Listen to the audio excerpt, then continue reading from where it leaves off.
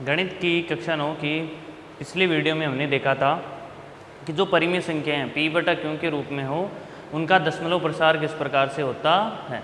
हमने ये देखा था कि 10 में 3 का भाग देंगे तो दशमलव के बाद जो भी उत्तर आएगा वो इस संख्या का दशमलव प्रसार होगा। जैसे आपको इस सवाल को हल करना है तो हम 10 में 3 का भाग देंगे, ये आया 9 बार। फिर एक सेंसफल बचा, यहाँ आगे कोई संख्या नहीं है तो यहाँ दशमलव लगाया, फिर उतारा 0। फिर ये दोबारा से 3 बार भाग गया, फिर यहाँ 9, फिर एक सेंसफल, फिर उतारा 0, फिर 3 बार भाग गया। तो ये प्रक्रिया लगातार चलती रहेगी, ठीक है।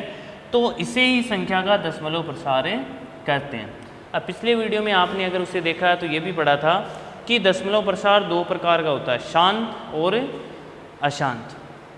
यहाँ ये दशमलव प्रसार अशांत है और साथ में आवर्ती। आवर्ती यहाँ किसकी हो रही है? 3 की आवर्ती हो रही है। अब हम इन्हीं प्रकार के सवालों को हल करेंगे कि जैसे इसका उत्तर आया हमारे पास 3.3 के बार, यानी दशमलव के बाद ये संख्या 3 बार बार आती है तो हम इसके ऊपर एक बार लगा देंगे या सीधी रेखा खींच देंगे जो ये दर्शाएगी कि ये 3 बार बार आ रहा है। अब जो आज की वीडियो में हम जो सीखेंगे वो है कि इस रूप में आपके पास संख्याएं दी गई है, जैसे ये रूप और ये रूप एक जैसा ही है, हमें इनको परिमेय संख्याओं यानी p बटा q के रूप में लिखना है। तो देखो करने का तरीका क्या है इसे समझते हैं। जैसे हम इसी सवाल को हल करते हैं, ठीक है। आपके यहाँ है 3.3 के ऊपर बार, इसे हमें p बटा q के रूप में लिखना है। तो इसका हल होगा कि माना जो ये संख्या आपको दी गई है इसे हम मान लेंगे कि ये अक्ष के बराबर दी गई कि अक्ष बराबर 3.3 बार। अब इस बार को हम विस्तृत रूप लिख देंगे, ठीक है।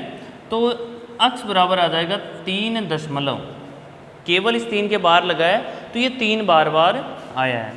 तो 3 3 3 3 इस प्रकार ये अनेक बार आया है। इसे दे देंगे समीकरण नंबर 1, ठीक है।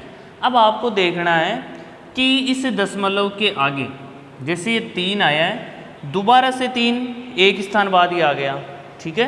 तो जब ये दोबारा से 3 वापस एक स्थान के बाद ही आ गया तो हम इस दशमलव को यहाँ लेकर जाएंगे, ठीक है। जैसे इस सवाल में ये 2 अंकों के बाद आएगा, इसमें 1 अंक के बाद आएगा, ठीक है। तो हमें ध्यान देना है कि जैसे एक उदाहरण के द्वारा समझते हैं, जैसे आ जाए 0.47 के ऊपर बार, यानी दोनों के ऊपर बार लगा हुआ आ जाए, तब इसको हम लिखेंगे 0.474747। अब देखो ये 47 दोबारा से कितने अंकों के बाद शुरू हुआ? 1 और 2 अंकों के बाद, यहाँ से ये वापस 4747 शुरू हो गया। अब इसमें क्या है कि ये 1 अंक के बाद ही शुरू हो गया है, तब हम इस दशमलव को 1 अंक आगे ले जाने के लिए इसे 10 से गुणा करेंगे, ठीक है। अगर 2 अंक आगे ले जाना हो तो उसे 100 से गुणा करेंगे। तो हम लिखेंगे समीकरण 1 को 10 से गुणा करने पर, तो 10 गुणा अक्स बराबर 10 गुणा 3.333, ये लगातार अनंत तक चलते रहेंगे। अब इसे गुणा कर देते हैं, 10 को अक्स से गुणा किया तो 10 अक्स। अब आपको पता है कि 10 से गुणा करते ये दशमलव अंक 1 अंक आगे चला जाएगा, तो यह हो जाएगा 33.333 और ये अनंत तक। इसे दे देंगे समीकरण नंबर 2। देखो दशमलव के बाद यहाँ भी 3 3 3 3 लगातार है और दशमलव के बाद यहाँ भी 3 3 3 लगातार है। तो हम समीकरण 2 में से समीकरण 1 को घटा देंगे कि समीकरण 2 माइनस समीकरण 1, ठीक है। तो देखो समीकरण 1 में इस पक्ष में तो है 10 अक्स, सॉरी समीकरण 2 में इस पक्ष में है 10 अक्स और इस पक्ष में है अक्स, तो 10 अक्स माइनस अक्स बराबर यहाँ पे है 33.333 जो लगातार है, माइनस समीकरण 1 में है 3.333 जो लगातार है।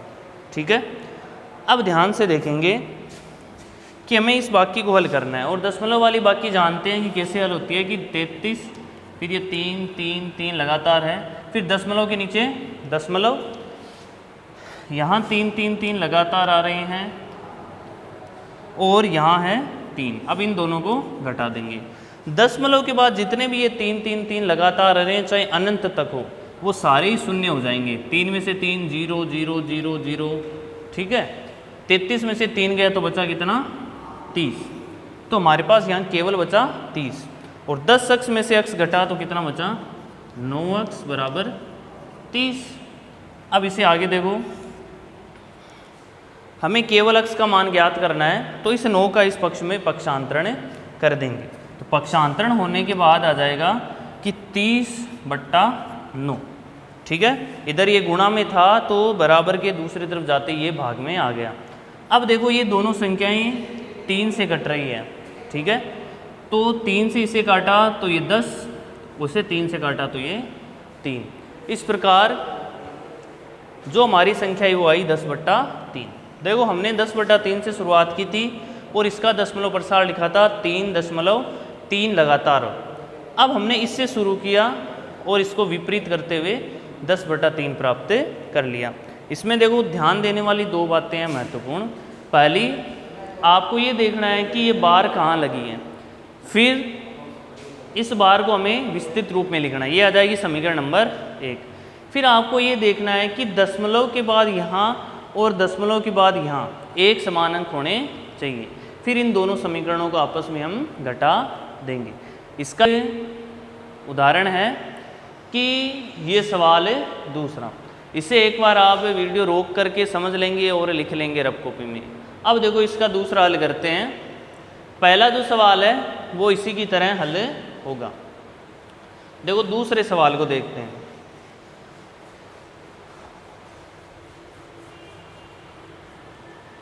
दूसरा दिया गया है 0.47 के ऊपर बार।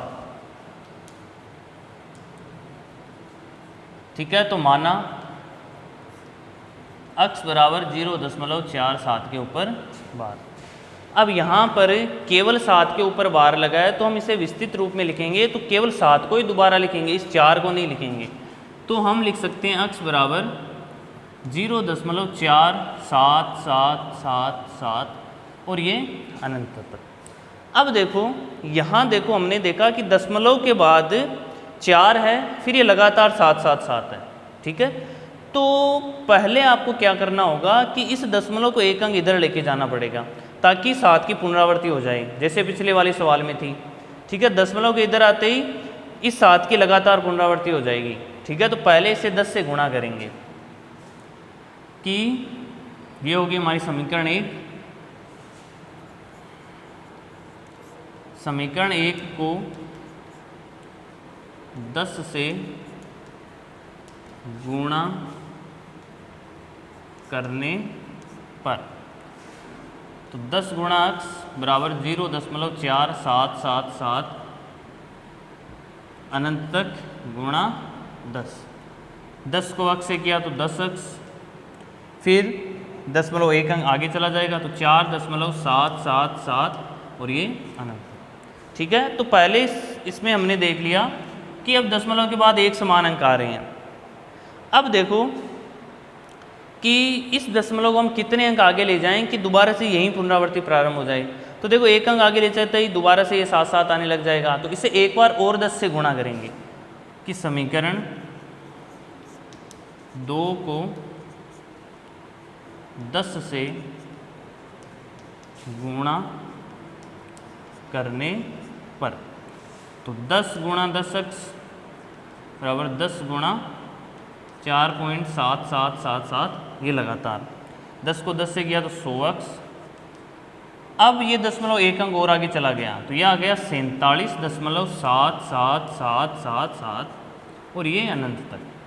अब देखो यहाँ भी दशमलव के बाद 7777 हैं, यहाँ भी दशमलव के बाद 77777 लगातार है, तो इन दोनों को आप घटा देंगे। ठीक है, इसे नहीं घटाएंगे क्योंकि यहाँ दशमलव के बाद एक 4 और आ रखा है। तो हम इन दोनों समीकरणों को आपस में घटा देंगे 2 व 3 को, कि समीकरण 2 माइनस समीकरण 3 माइनस समीकरण 2। तो देखो ये हो जाएगी 100x माइनस 10x बराबर समीकरण 3 का ये पक्ष 47.777 माइनस 2 का वो वाला पक्ष, इन दोनों को घटा देंगे और इन दोनों को घटा देंगे। 100x में से 10x गया तो बचा 90x, 47.7777 और ये है 4.777। दशमलव के बाद ये सारे ही क्या हो जाएंगे, शून्य हो जाएंगे। 47 में से 4 गया तो बचा 43। ठीक है, तो 90x बराबर 43। यहाँ से 90 का कर देंगे पक्षांतरण, तो x बराबर आ जाएगा 43/90। अगर ये किसी से आगे कटता तो हम इसे एक बार और काट देते, वरना यही आपका क्या हो जाएगा, उत्तर हो जाएगा।